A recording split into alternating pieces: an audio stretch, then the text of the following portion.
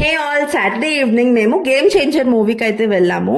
So I wanted to share my genuine opinion for the movie and our experience with the toddler అనమాట. సో భవిత్ ని theatre కి తీసుకెళ్లడం ఇది సెకండ్ టైం. వాడు అరౌండ్ 12 months అలా ఉన్నప్పుడు తీసుకెళ్లాము. అప్పుడు ఏంటంటే కొంచెం 10 to 15 minutes ఇబ్బంది పడ్డాడు, కానీ పడుకుని పోయాడు బికాస్ అది సెకండ్ షో మూవీ కాబట్టి.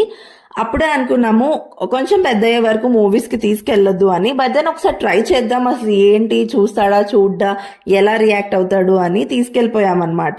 It did not work well అనిపించింది. అంటే ఆ బీజిఎం సౌండ్స్ కి అదంతా కొంచెం ఇబ్బంది పడ్డాడు. మా హస్బెండ్ అయితే పాపం బయటికి తీసుకెళ్ళమనేవాడు. ఒక 4 to 5 times మా హస్బెండ్ కి అలా వాడిని తిప్పేసరికి అయిపోయింది. ఇంకా వాడిని డీవియేట్ చేయడానికి అయితే ఇంటర్వెల్ కి ముందే పాప్కార్న్ కొనివ్వాల్సి వచ్చిందనమాట. కొంచెం డీవియేట్ అవుతాడేమో అని హోప్ అనమాట. బట్ పర్లేదు, అలా మేనేజ్ చేసాము. And coming to the movie, I really don't understand అండి. చాలా మంది నెగిటివ్ రివ్యూస్ ఇస్తున్నారు. అలా చేయొద్దు. అండ్ అదేం లేదండి, మూవీ అయితే చాలా బాగుంది.